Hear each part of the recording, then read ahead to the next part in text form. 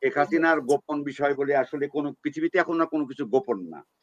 মানে বাংলাদেশের মানুষের মানে নৈতিকতার জায়গায় মানে আমার কোশ্চেন অনেক। আমি বাংলাদেশে যখন গুম হয়েছি তখন শেখ হাসিনার বিরুদ্ধে কয়জন কথা বলেছে সে প্রশ্ন আমার অনেক কিছু আছে। 24-এ অভ্যুত্থানের পর 70টা দল খুলতে দেখছি বাংলাদেশে, 70টা দল। আর সেখানে মানে বিএনপি মাইন্ডেড কয়টা দল আছে আমি জানি না, তবে ম্যাক্সিমাম দল জামাত কানেক্টেড। এটা 1971-এর আমরা যদি ইতিহাস দেখি সেটাও আমরা দেখবো, জামাত ইসলামের ইতিহাস।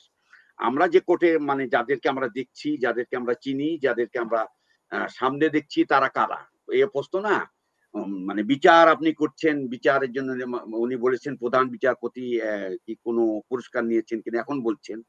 আমার বক্তব্য সেখানে না, আমার বক্তব্য হলো যে আপনারা মানে অভ্যুত্থান করার পরে সরকারটা কি সাংবিধানিক সরকার, সাংবিধানিক সরকারের যে ক্রাইটেরিয়া তাতে কি সাংবিধানিক সরকার আমরা এটাকে বলবো কিনা এটা আপনি বলবেন। আপনি আইনগত জায়গা থেকে বলছেন, আবার অন্য আইনজ্ঞ বলছেন না এটা সাংবিধানিক সরকার না। সাংবিধানিক সরকার না তাহলে কি সরকার? এই সরকার একটা হাওয়াই সরকার। হাওয়াই সরকার কাদের সরকার? যাদের কোনো ভূমিকাই নেই। আমি যদি বলি কি ভূমিকা আছে ডক্টর ইউনূসের, আমি প্রশ্ন অনেকবার আপনার এখানেও আলোচনা করছি। আমি অনেকের বিরুদ্ধেই অভিযোগ দিয়েছি যে তারা অভ্যুত্থানে কি ভূমিকা পালন করছে, হাসিনার বিরুদ্ধে তারা কি ভূমিকা পালন করছে, হাসিনা দুঃশাসনের সময় তারা কি ভূমিকা পালন করছে। দুই একজন বাদী আমরা তো জানি তাদের সম্পর্কে। আমি সাংবাদিক, আমি তো সবার সম্পর্কেই জানার কথা। আমি তো হাওয়াই থেকে ভেসে এসে লন্ডনে ঢুকি নাই। আমি বাস্তবতার নিরিখ থেকে, বাস্তবতার অবস্থা থেকে আমি বিএনপির মঞ্চে দাঁড়ায়ও গিয়ে বলছি যে আপনারা যদি এই গুম এই ক্রস ফায়ার করেন আমি এটার বিরুদ্ধে, আপনারা যদি লুটপাট করেন আমি এটার বিরুদ্ধে। সেই একই ক্ষেত্রে প্রতিটা রাজনৈতিক দলের বিরুদ্ধেই আমার অবস্থান।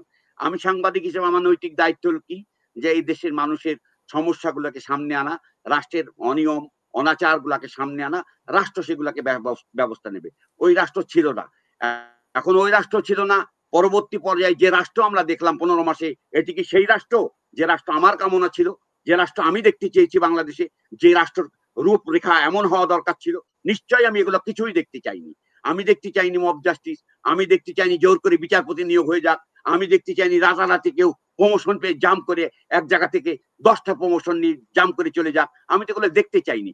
আমি তো দেখতে চাইনি কোটা সংস্কারের পর বা কোটা সরে যাওয়ার পর আর এক দল জোর করে দখল করে চাকরি নেওয়া, আমি তো দেখতে চাইনি। আমি দেখতে চাইনি, এগুলো আমার অপরাধ না তো? আমি তো এটা সিস্টেমের বাইরে মনে করি। আমি মনে করি এটা সিস্টেমের বাইরে করা হয়েছে। সিস্টেম ব্রেক করে আপনি একটি নতুন সিস্টেম তৈরি করতে চেয়েছেন, কিন্তু সেই পূর্বের নিয়ম ফলো করেছেন, তাহলে আপনি তো ব্যর্থ হয়েছেন। আপনারা যে ব্যর্থ হয়েছেন বাংলাদেশ পরিচালনা করতে গিয়ে, সেটাকে প্রথম বলতে হবে। ইউনূস সাহেবের কাছে কি সবার নম করে পায়ে ধরে? কেন পায়ে ধরবেন আপনি ইউনূস সাহেবের কাছে? ইউনূস সাহেব কে বাংলাদেশে? প্রথম প্রশ্ন, সে গরিব মানুষ নিয়ে ব্যবসা করে চাইছে পৃথিবীতে। সে বাংলাদেশের রাষ্ট্র ক্ষমতা অভ্যুত্থানের পর অভ্যুত্থান চুরি করা হয়েছে, এই অভ্যুত্থান চুরি করে রাষ্ট্র দখল করা হয়েছে, এইটা আপনি আগে স্বীকার করেন। তারপরে না বিচার, তারপরে না প্রক্রিয়া, তারপরে না শাসন, তারপরে না জনগণের অধিকারের কোশ্চেন। আপনি কার কথা বলতে চান? আপনি যে গুমের বিচার করেছেন, শফিকুল ইসলাম কার্জনের মতো আলোচিত গুম তাদের কাউরের ছিল না, সেই গুমের বিচার বাদ দিয়ে আপনি রাষ্ট্র নিয়ে গুমের বিচার করতে গেলেন। আপনি কার করলেন? আপনি একবার জিজ্ঞাসা করেছেন? আপনি না রাষ্ট্রীয় পরিচালনা আছেন। আমি তো, আমার পরিবার আছে, ওকে আমি বাইরে আছি, আমার পরিবার আছে না বাংলাদেশে, তাদের সাথে কি আপনার যোগাযোগ হয়েছে? কখনো হয়নি। তাহলে কি করেছেন আপনারা? ও আমাকে কি মামলা করতে হবে? ও রাষ্ট্র পরিচালনা, আমার মামলা করেছি, আমার মামলা তো সামনে আসেনি। আমার মামলা নিয়ে তো আপনি কথা বলেন না, আমার মামলা নিয়ে তো আপনার লড়াই করেন না।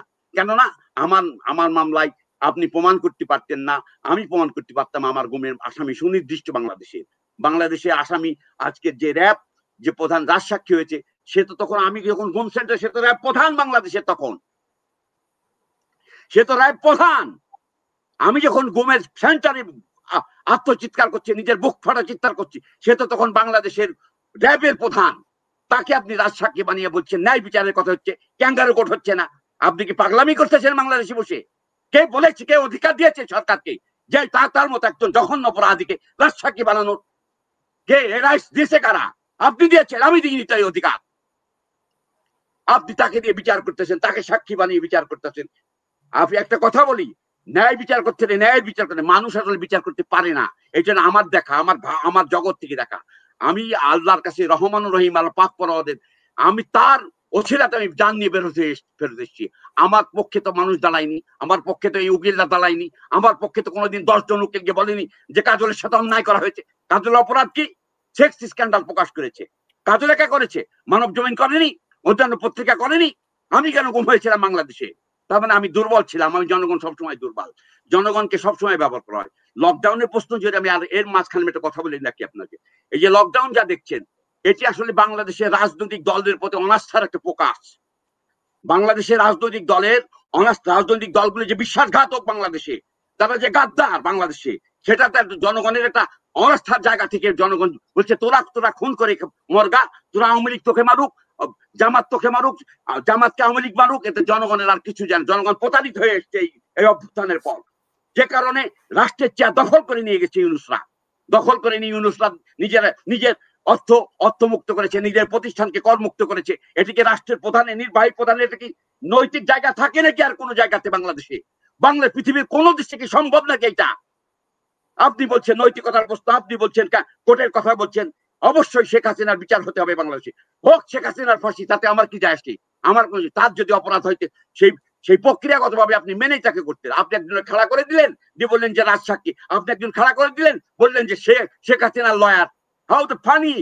আন্তর্জাতিক আদালতে আপনি খেলা করে পারবেন, ওকে, বাইরে নেশন সে বিচার যদি আপনি না করতে পারেন, আপনার যদি সাহসটা থাকে, তাহলে আপনি এই বিচারটাকে আন্তর্জাতিক আদালত, সব গুমের বিচার হবে না কেন? শুধুমাত্র তিনজনের গুমের কেন? 3-4 জনের? এখানে তো আমার অনেক আছে। রাজনৈতিক ভাবে আপনি ব্যক্তি বেছে নিলেন, যাদের অর্থ আছে, বিশ্বাস আছে, মানে আপনাদের গুমের বিচার, তাদেরকে নিয়ে আপনি বিচার করা শুরু করলেন। অথচ কাজলের বিচার নিয়ে তিনবার মার্কিনরা স্টেটমেন্ট দিল। কই তাদের নামে একটি স্টেটমেন্টও দেয়নি মার্কিনরা তাদের নামে একটি স্টেটমেন্ট দেয়নি যে তারা গুম হয়েছে। আমি একটা কথা বলতে চাই আপনাদেরকে, দেশপ্রেম বলে বাংলাদেশের রাজনীতিবিদদের খুবই কম, নৈতিক ভাবে তারা খুবই দুর্বল। তারা তাদের লোকবল ক্ষমতা যার জন্য পাগল হয়ে আছে সবাই। বাংলাদেশের ক্ষমতা প্রয়োগ করতে চায় বাংলাদেশের প্রতি মানুষ। বাংলাদেশ হয় যে জামাত বা বিএনপি কেউ আসলে এই পরিস্থিতির মানে পরিবর্তন হবে, ন্যূনতম পরিবর্তন ঘটবে না বাংলাদেশে, আমি মনে করি না। হ্যাঁ, একটা জিনিস কি, নির্বাচিত সরকার আসলে যে সুবিধাটা তৈরি হবে সেটা হলো যে অনেক আওয়ামী লীগ মানে সব ফ্যাসিস্ট আমি কেন বলবো ভাই,